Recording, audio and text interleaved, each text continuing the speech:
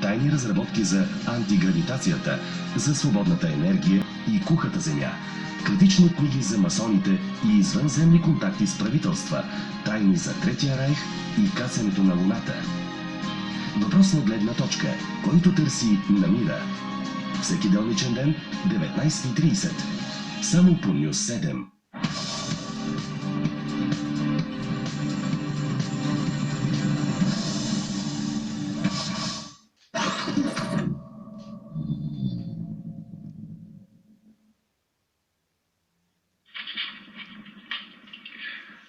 Джастин, искам да разбереш, че си имаш дом. Това е твоята стая. В нея си играеше. Това е пианото, ти свираше на него. Това е твоят дом. Нямаш друг. Всичко това е твое. Тези рисунки са твои. Това е целият ми живот. Разбираш ли, ти си целият ми живот. Не се притеснявай. С теб сме и аз, и роднините ми, и училището. Ще те измъкнем оттам. Няма да останеш там дълго. Целувам те. До скоро.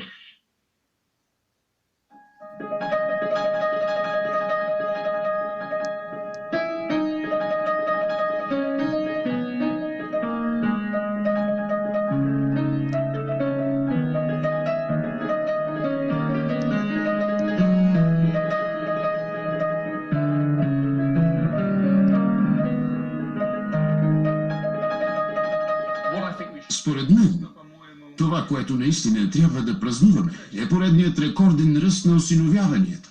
63% в повече в сравнение с 2011 година. Това означава, че вместо 3000 деца, 5000 деца са намерили семейство. Великобритания е една от двете европейски държави, където съществува процедура на така нареченото насилствено осиновяване или осиновяване без съгласието на биологичните родители. Не ми отнемайте децата.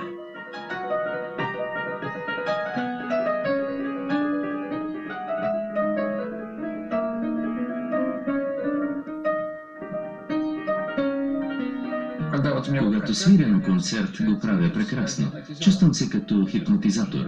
Мога да им кажа каквото поискам. Между мен и публиката се изгражда връзка. Когато ми го взеха, рухнах. Изкарах една отвратителна година.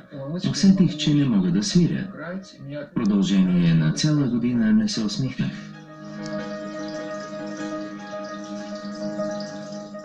От 18 годишен заживях в Москва. Завърших Московската консерватория, направих аспирантура, бях в казармата, работих. Имах покана да концертирам в Холандия. И отидох там. Поживях там 5-6 години и се преместих в Англия, защото мислех, че тук ще имам повече възможности. По статистика, родителите, на които им отнемат децата, са само 5%. Когато произнесоха присъдата, че ще живее там до 18-та си годишнина, и чиновничката, която ушким защитава интересите му, стана и каза, че бъдещето му е при приемните родители и очаква баща му да окаже съдействие. Аз се оказах много рядко изключение, защото вместо да обжалвам, започнах публичен протест. Тези, които се борят, са много малко. Това е някакво робско примирение. Докато стоях с плаката, ме заговаряха англичани и изразяваха съчувствие. Давах си телефона, но никой не ми се обади.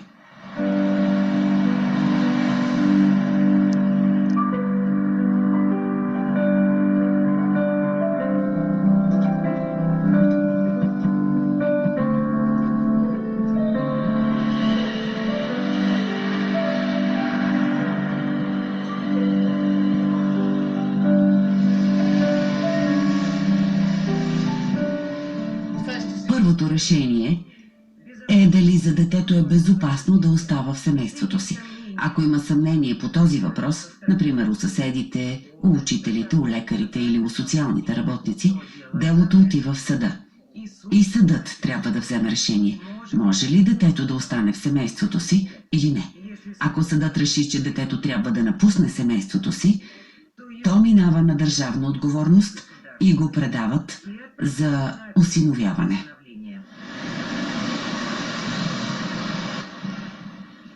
Терминът насилствено осиновяване се използва в случаите, когато детето се взема от едно семейство и отива при друго, което го осиновява без съгласието на родителите му. Международните закони утвърждават, че това трябва да става максимално рядко.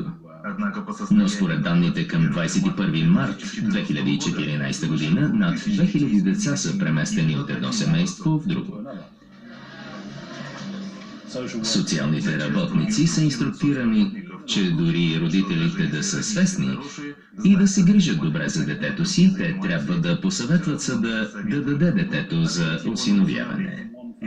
Излиза, че децата се вземат от едно семейство и се предават на друго само заради интересите на държавата.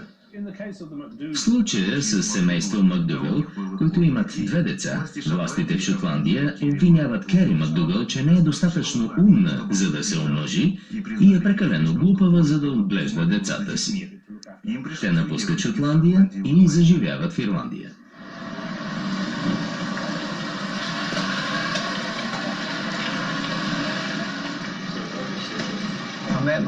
С жена ми ни запознаха приятели. Бяхме заедно 3-4 месеца, когато тя забременя. Малко след като разбрахме, че е бременна, на вратата ми почукаха социалните работници. Началникът на социалната служба в окръг Файф ми каза, че ако Кери роди, ще ни вземат детето веднага. И двамата социални работници казаха, че няма смисъл да ражда и че е по-добре да направи аборт. Решението да избягаме беше много лесно, защото когато социалният работник ти казва, че ще си загубиш детето, ти ще направиш всичко, за да го запазиш, дори да трябва да отидеш на другия край на земята. Ще го направиш. Живеехме щастливо в Ирландия, докато жена ми не пометна. И решихме да се върнем у дома, заради поддръжката на семействата ни. Преди да се върнем окончателно, се срещахме с шотландските социални работници, за да сме сигурни, че няма да ни отнемат децата, щом се върнем. Обещаха, че няма да правят такова нещо и ще ни помагат, ако ги помолим. Но в деня, в който се върнахме в Шотландия, се появиха двама социални работници и започнаха процедура по отнемане на децата.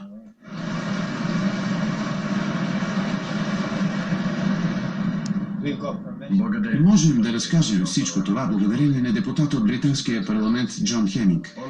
Той се възползва от депутатската си привилегия и разкри обстоятелствата по нашето дело. Департаментът за социална защита не може да ни затвори устата.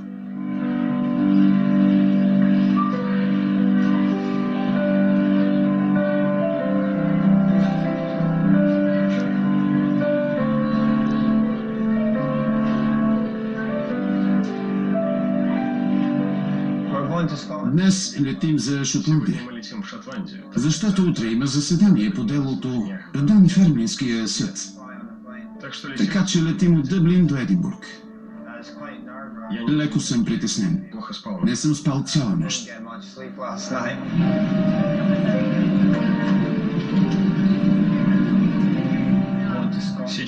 Летя за Шотландия, защото съм обвинен в двукратно нарушаване на обществения ред. Подадох жалба срещу социалния работник по телефона, защото в Шотландия тя влезе в детската стая при 4-годишния ми син и без разрешението ми започна да му задава въпроси. Това е намеса в личния ни живот и е незаконно. Обадих се, за да подам жалба. А социалната работничка написа ответна жалба. Обади се в полицията и каза, че съм я заплашвал по телефона.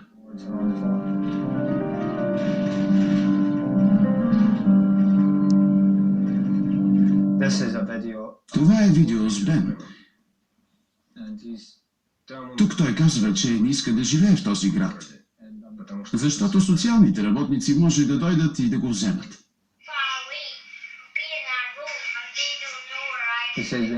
Казва, че трябва да си намерим друг дом, на място, където няма да ни арестуват полицайите и няма да го вземат социалните работници. Татко, нали можем да заминем там, където няма да ни намерят социалните работници? С такива мисли заспива синът ми, 4-годишно дете. Социалните работници няма да ни намерят, защото ще заминем надалече. ще бъда фарбрат. Може ли да коментирате случая на семейство Макдугъл? Това беше осиновяване без съгласието на родителите, но не знам подробности. Трудно ми е да коментирам, без да съм запозната с цялата информация. Мисля, че е важно хората да вярват в системата, да не мислят, че ги преследват и че някой решава и за собствено удоволствие им взема детето.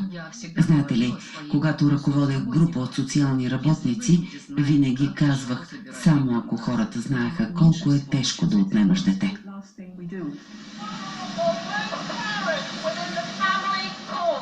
Месечно по 1000 деца са определени за насилствено осиновяване. Ние се борим за правда и за справедливост. Ние сме тук вече цели 18 месеца. Спомням си, че когато дойдох в съда, си мислех, че всичко ще е честно, ще представя доказателствата.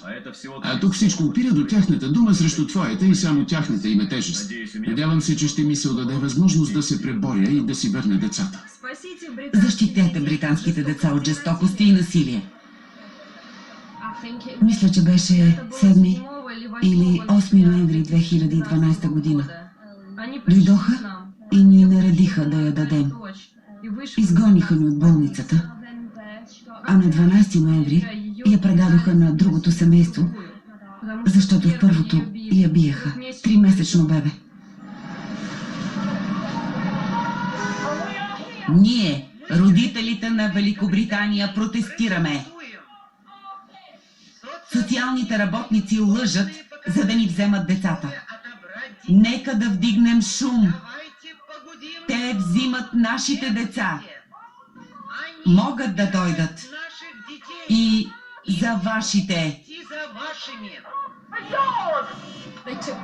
Взеха ми и двете деца. Арона на 5, а Фейс на 4. Минах през съдебен процес, който продължи 26 седмици. Използваха изфабрикувани обвинения и твърдяха, че децата ще са ми необходими само за да има кой да ме гледа в бъдеще. Отворете семейните съдилища, спрете да мълчите. Една от най-честите причини за отнемане на дете в Великобритания е, както го наричат, рискът от бъдещи емоционални щети. Как могат да го определят? Невъзможно е. Но много хора са си загубили децата, защото в съда социалните работници са заявили, че има риск от бъдещи емоционални щети. Много е трудно да си върнеш детето след окончателното съдебно решение. Апелацията не работи, системата за апелация е така устроена, че хората не могат да спечелят. Това се случва в цяла Великобритания. На всеки 20 минути отнемат по едно дете. Родителите ги очаква 26-седмичен съдебен процес, в резултат на който децата отиват в институция или ги осиновяват.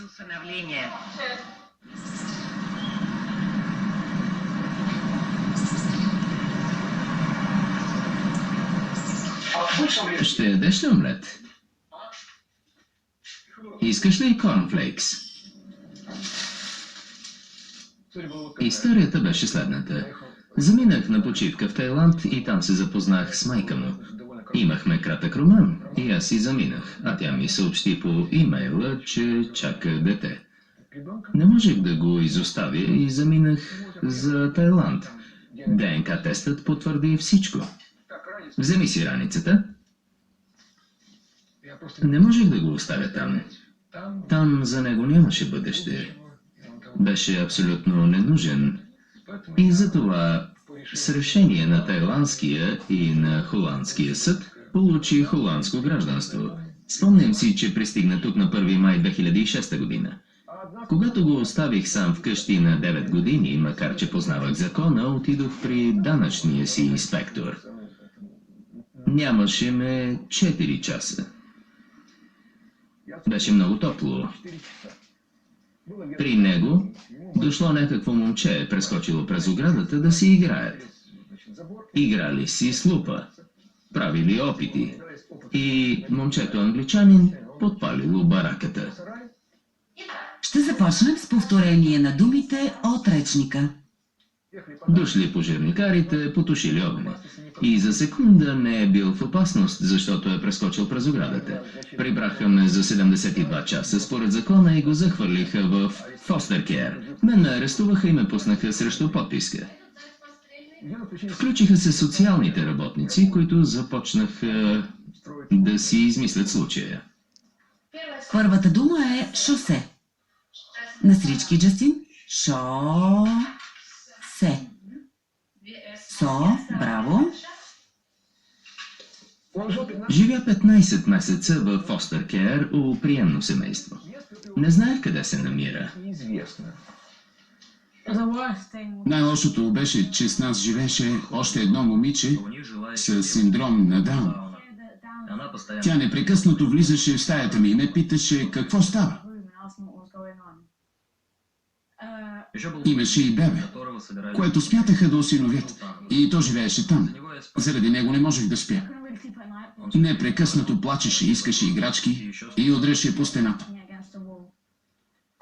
Бях сигурен, че ще се върна при баща си. Знаех, че се опитва да ме извлъкне оттам. Грешката е на друго място. Кой откри? Джастин, браво. Днес си много внимателен. Никога и при никакви обстоятелства не съм си мислил, че няма да си го прибера. Не знаех как ще го направя, но знаех, че ще го направя.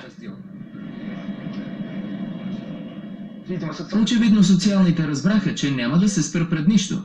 И запяха друга песен. Ще ти го върнем, но трябва да преминеш курс при семейен консултант. Върнаха ми детето през октомври и снеха всички криминални обвинения за опасна небрежност. Забелязах колко силно му е въздействало пребиваването в Foster Care. Беше се променил. Виждаше се, че не е същото дете, както преди.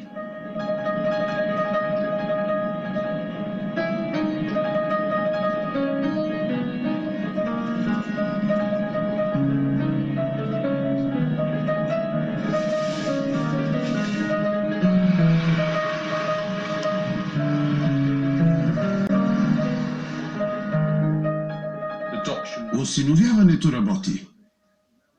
При нас в управлението има сигурни данни, които показват, че неудачните осиновявания са все по-малко. Преди бяха 3%. Сега са около 1,5%. Ирландия.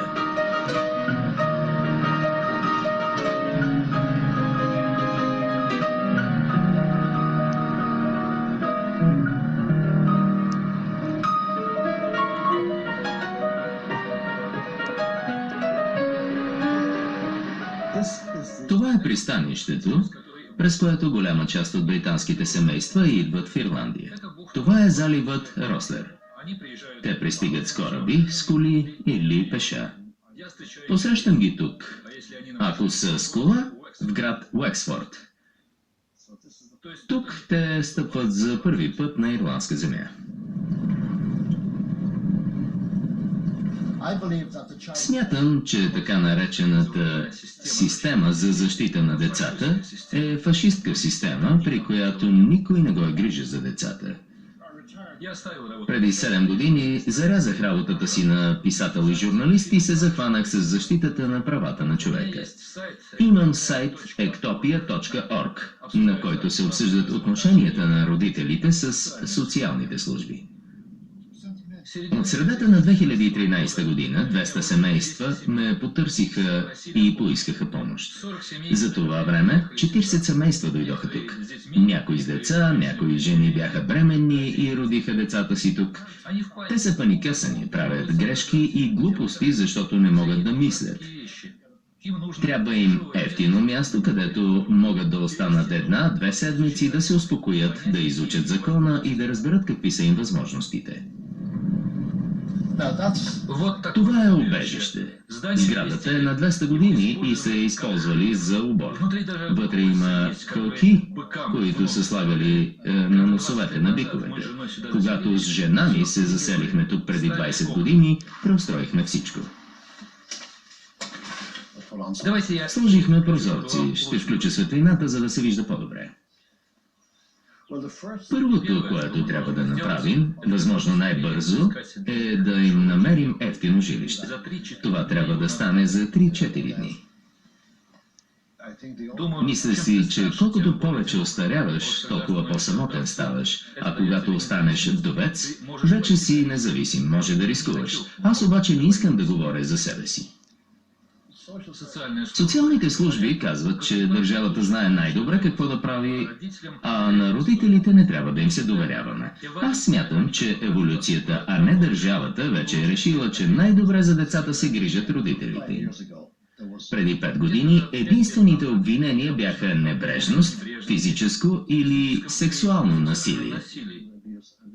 Ако отнесем физическото насилие и небрежността към една категория, ежегодно британските социални служби се сблъскват с около 2500 такива случая, които изискват намеса.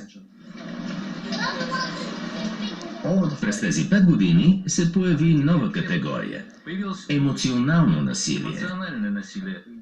През миналата година бяха регистрирани 13 800 случая. Те са резултат на заговор между социалните служби и психиатрите.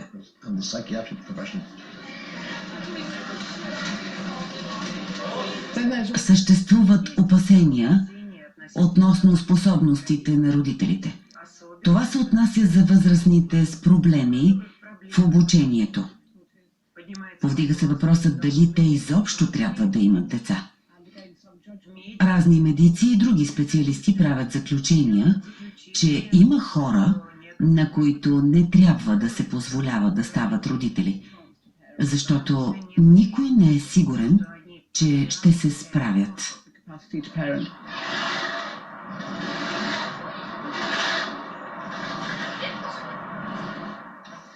Това е Уилям. Той е на 12 и е най-големият. Грейс е на 7, а най-малкият Сам на 5. Когато всичко започна, бяхме в отпуск в Ирландия за 2 седмици. Когато заминахме за първи път, не знаехме дали идваме за отпуска или за винаги. Тогава не знаехме какво да правим. Някакви хора отидоха в полицията, за да подадат молба за проучване на миналото на мъжа ми Дарън. Преди време бившата му жена повдигнала лъжливи обвинения, за които после се е доказало, че са фалшиви. На ранния етап социалните работници искаха да ни посещават на всеки 10 дни или на 2 седмици. Посещаваха децата ни в училище без наше разрешение.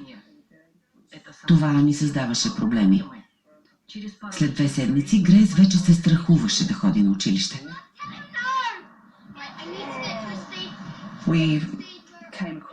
Научихме за много случаи, когато са отнемали деца по разни измислени причини. И ако децата ти попаднат при тях, е много трудно да си ги върнеш. Дори и сега, когато случаят ни е закрит, продължаваме да се борим с социалните. И когато не чакам никого, се плаша от всяко почупване на вратата. Не мога повече така. И ако финансите ни позволят, ще напуснем страната. За жалост, много хора не знаят как да реагират, когато се сблъскат с подобно нещо. Казват си, не сме виновни и ще сътрудничим. Това е любимата им фраза. Трябва да си сътрудничите с нас. Но те не искат да работят с родителите, искат да ги представят в неизгодна светлина и просто да лъжат. Научихме много неща и при всяка възможност споделяме знанията си с хората. Помагаме им. Работим със съдебните документи. Винаги изучавам законите, защото те често се нарушават. Дарън, това е едно от писмата, които им писахме. Отправихме молба. Обвиниха мен, че съм посегнал на 7-годишно момиченце, а Кетрин обвиниха в инцест с 10-годишния й син Лукас.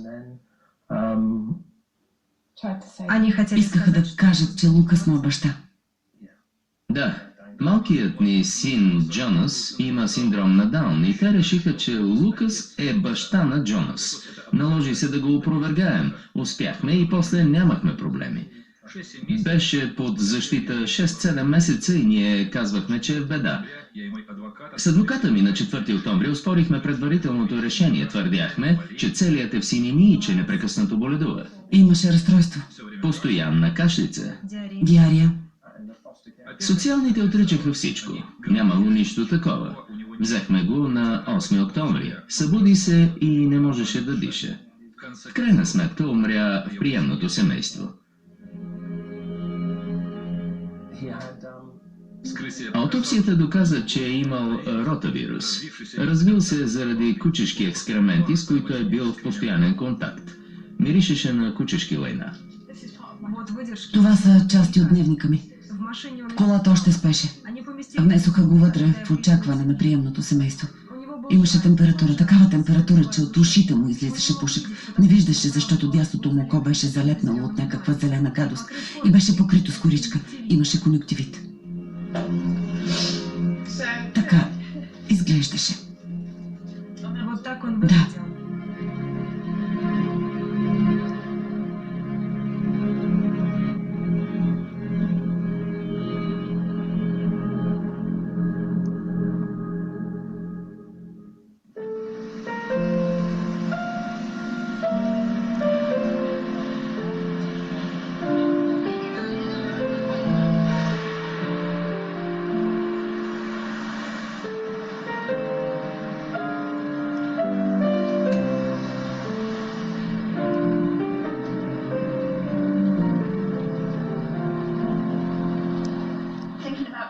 Как е, Кери? Как се чувства? Не е много добре.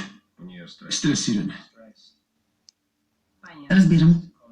Това се отразява и на физическото й състояние. Бременността й протича тежко. Аз не съм адвокат на Марк. Ще оставя юридическата част на адвокатите. Но доколкото разбирам, той не се признава за виновен. Между другото му е повдигнато леко обвинение. Срещу него е подадена жалба от социален работник, която според адвоката е чиста клевета.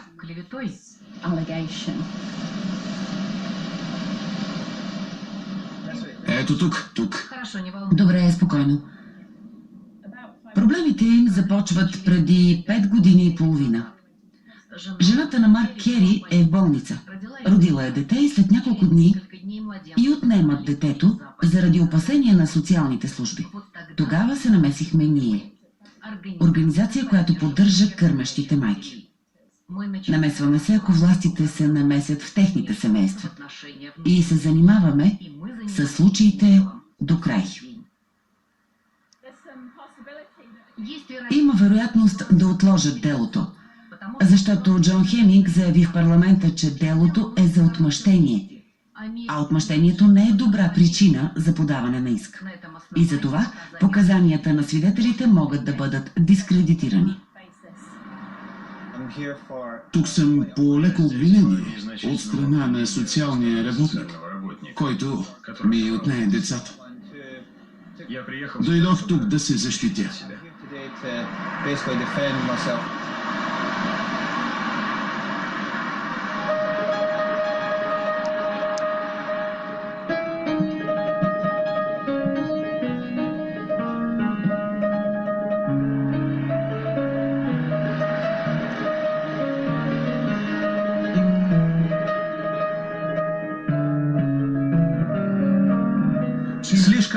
Прекалено много деца се оказват неконвера на социалната защита. Местят ги от едно място на друго. Връщат ги вкъщи, където ги чакат същите опасности, заради които са ги извели.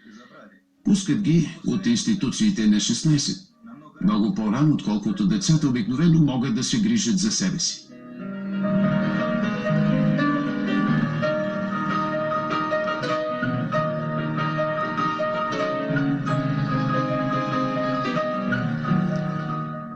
Ще Ще дам слушалката на Джастин.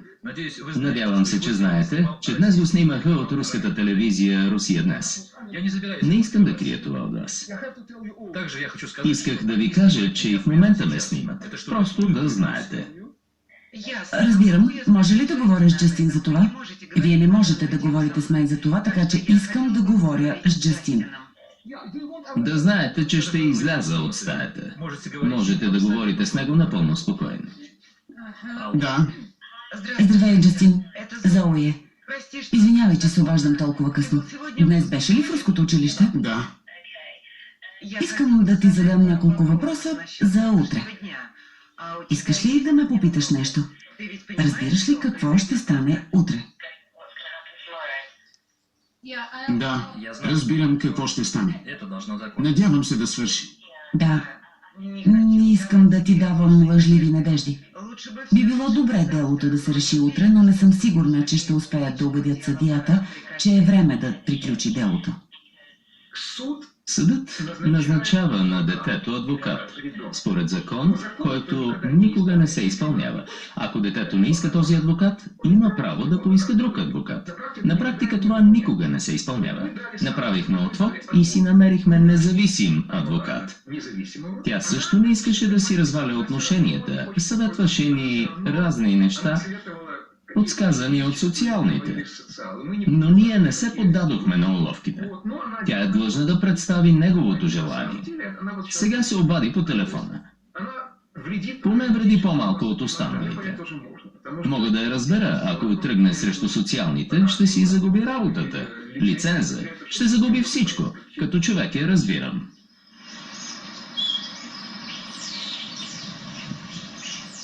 Преди живеех в централен Лондон, но тук е по-евтино, а качеството е много добро. За парите получаваш нещо добро. Училището е хубаво и в района живеят много англичани. Близо е до Лондон, до центъра на Лондон. Ако се наложи да се преместим, ще трябва да се откаже от всичко това, но няма да съжалявам. Само да го спася. Да, могат да ме арестуват. От тях може да се очаква всичко. Не ги интересува Джастин. В съда ще гледат делото дали да върнат сина ми в фостер кер. Ще настоявам делото да бъде прекратено. Работата е там, че местните власти вече половин година не могат да ми повдигнат обвинение. Нещо, което да оправдае преместването му. Ако е необходимо, съм готов да отида и зад решетките, за да спася сина си.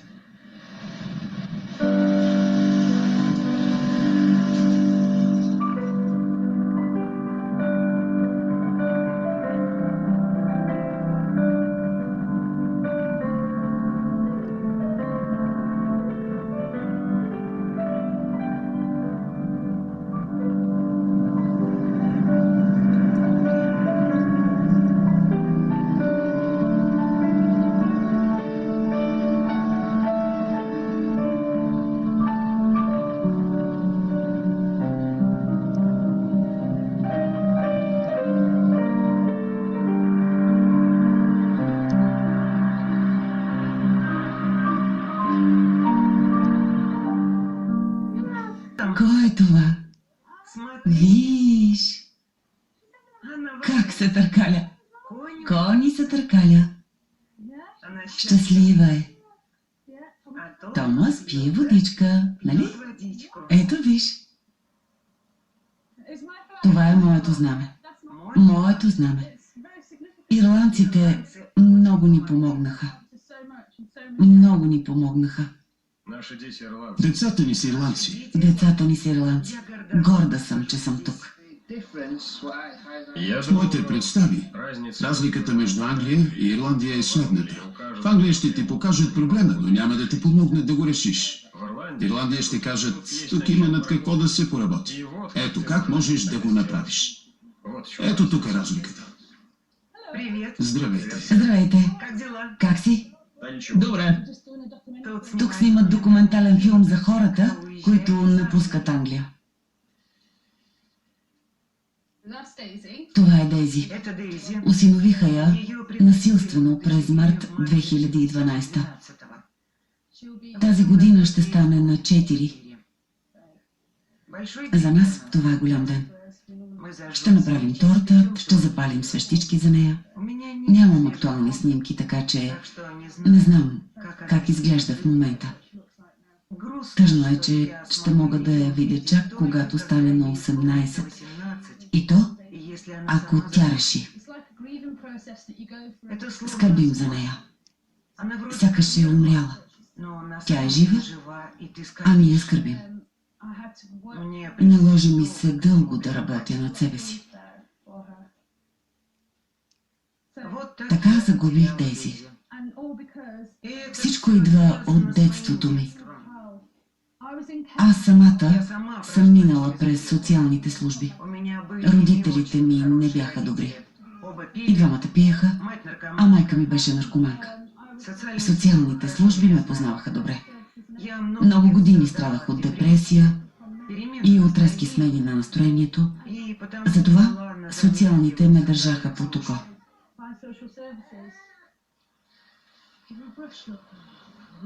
Добре. Добре. Браво, Франко. Виж. 2 седмици преди да се роди Франко, у нас дойдоха социалните работници с документи и казаха, че ще го вземат след раждането. За 3-4 дни натоварихме целия си живот в каравана. Запазихме къща в Ирландия. През живота си не съм преживявала по-страшно нещо. Когато тръгвахме за Ирландия, не знаехме какво ни очаква. Беше Коледа. Коледа е семейен празник. И ние също имахме планове. Всичко рухна. Знаехме само, че няма да разрешим на социалните работници да ни вземат детето. Защото знаехме, че възнамеряват да ни го вземат и да го дадат за осиновяване. Когато стигнахме до фериботното пристанище, бяхме разбити. Повдигаше ми се. А после, когато се качихме на ферибота и заработиха двигателите, се изпълнихме с хубави чувства, защото знаехме, че тръгнали фериботът, те не могат да ни вземат детето.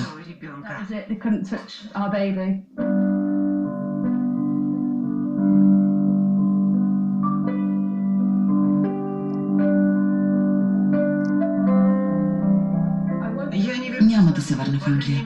Поне децата ми със сигурност няма да се върнат в Англия.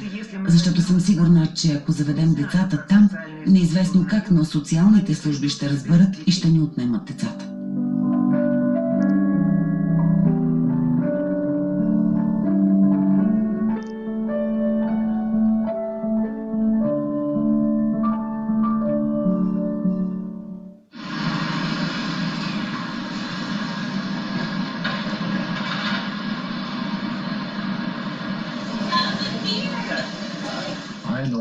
Познавам родители, които искаха да се самоубият, защото най-лошото нещо, което може да се случи на един родител, е да му отнемат детето. Това е по-лошо от смърт. Не е правилно. Казват, че в Великобритания има най-съвършената система за защита на детето. Няма да споря, но ако е така, защо Британия е единствената страна в Европа, от която бягат родители?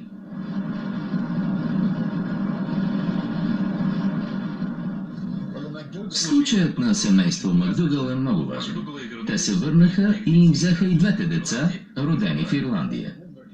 Ако спечелят делото и им върнат децата, това ще е изключително важно, защото стотици родители и деца, родени в Ирландия, ще могат безопасно да се връщат в Британия на гости при бабите и дядовците си.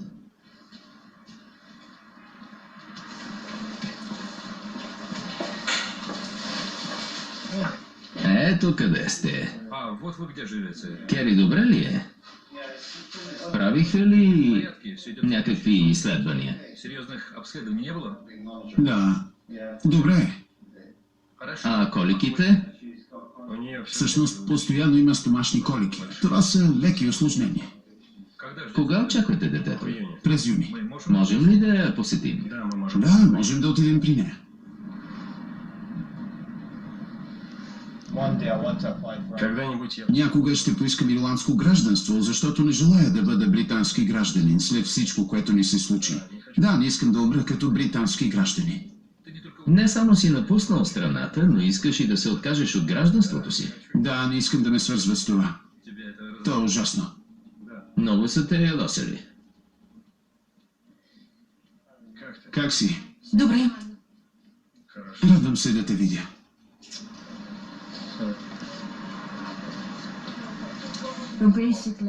Бяха ми казали, че имам леки проблеми с обучението. Нищо особено важно, което би могло да повлияе на живота ми.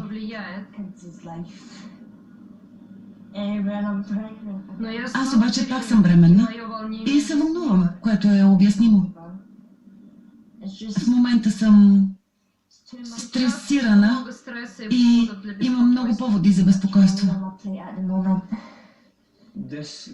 Това е заснето в Шотландия. В Шотландии. Няколко седмици преди да ми вземат децата.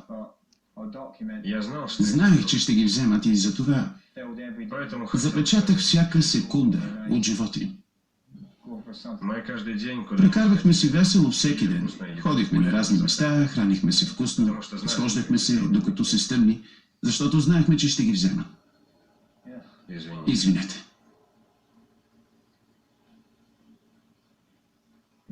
Когда я... Когато съм снимал тази, се разхождахме до 9 вечерта, защото слънцето още не беше залязло и си мислех, че това може да е последният ден, в който съм с тях. Кери ми каза да го запиша, Чтобы я сделал за... защото знаеше, Что она пригодится. че ще ни потрябва в бъдеще. Вы забираете... Значи ще ни вземете децата. Вършим си работата. Имаме заповед. Что за чудо? Не ми говорете глупости. Я правильно... Правилно ли разбирам?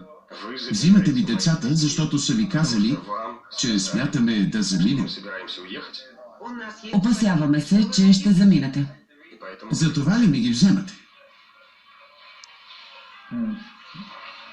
Трудно ми е да слушам това. Я так тебя... Толкова те обичам, Бен. Толкова те обичам, Логан. Просто... Запомни тази нощ. Помни, что... Помни какво мисля за теб. Бен... Бен се беше вкопчил в мен. Ему 4 Беше на 4 години и половина и разбираше всичко. Беше се притиснал към мен така, потому что... защото не искаше Не хотел, да чтобы го его взема. забирали.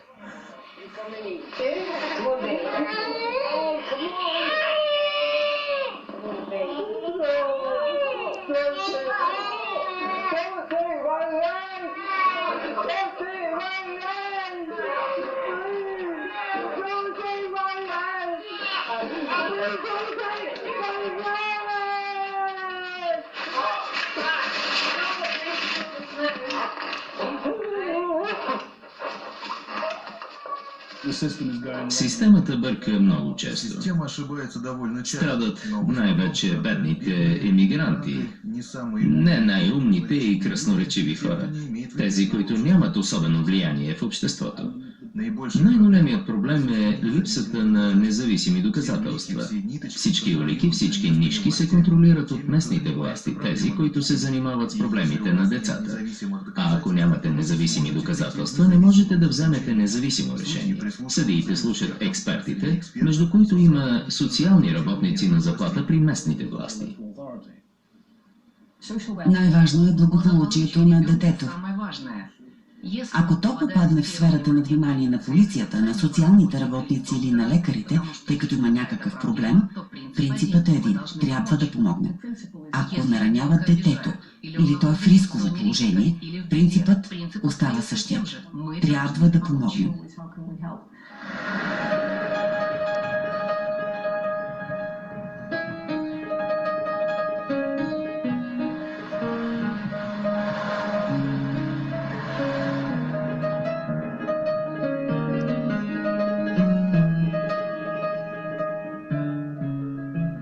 В момента 3470 деца очакват осиновяване. ожидают усыновления. Банално е да се твърди, че единственият начин да решим проблема е като намерим повече осиновители. Нам нужна За да го направим, ни трябва по-добра система за подпомагане на осиновяването, за да покажем на потенциалните родители, че имат надежна подкрепа.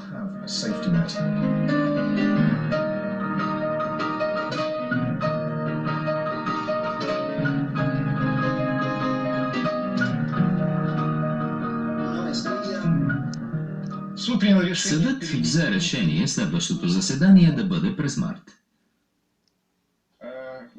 Свързано е с това, че съдът се опитва да осигури заплащане на моя адвокат. По настроението им ми се стори, че са се поукротили. Но едва ли всичко е свършило. Работата е на везни. Може да се реши по един или по другия начин. Така, сега ще посвирим. Ще изсвирим нещо друго. Хайде, седни на крайчето. Така. Не дай да учиш диабели как се пише музика.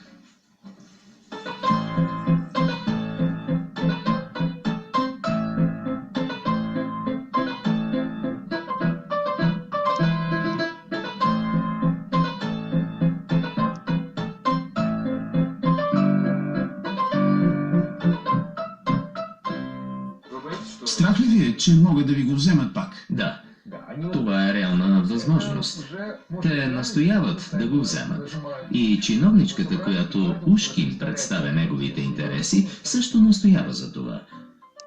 Това е много рядък случай, при който го върнаха и сега пак искат да го вземат.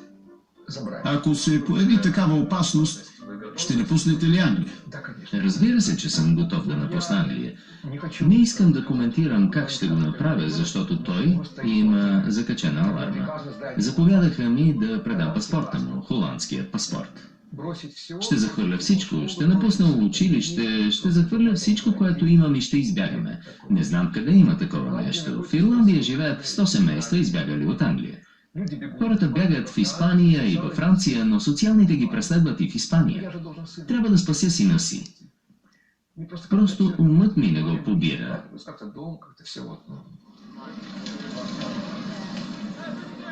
В момента има няколко случая, в които родителите оспорват принудителното осиновяване. Това е сложно, защото по закон това дете вече не е на тези родители. Дори и съдът да е взел неправилно решение, е погрешно детето да се разстройва отново и пак да се връща обратно. Осиновяването е решение, което ще трябва да приемат за цял живот.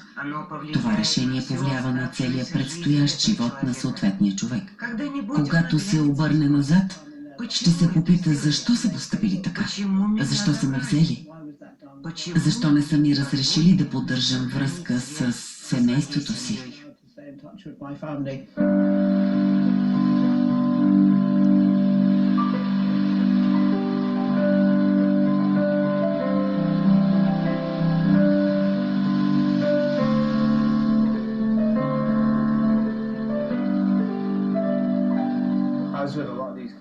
Отложиха делото ни в съда с няколко месеца. Сигурно защото в момента имат много други дела. Отиваш в съда, висиш цял ден, а те винаги имат много други дела. По-важни от твоето и ще гледат тях първо. Ще трябва да се върне в Шотландия през май. Кери е в 5-тия месец. Детето ще се роди през юни.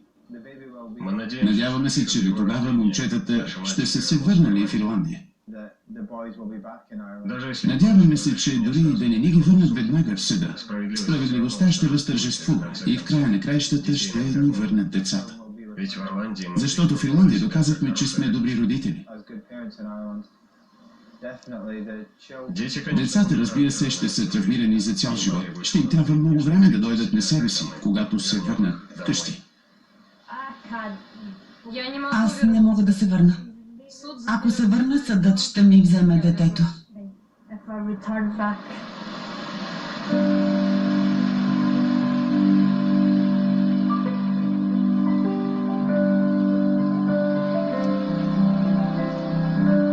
Филма озвучиха артистите Татьяна Захова, Иво Райков, Станислав Димитров. Преводач Стефана Кръстева. Тон режисьор Надежда Боянова. Режисьор на дублажа Анна Тодорова.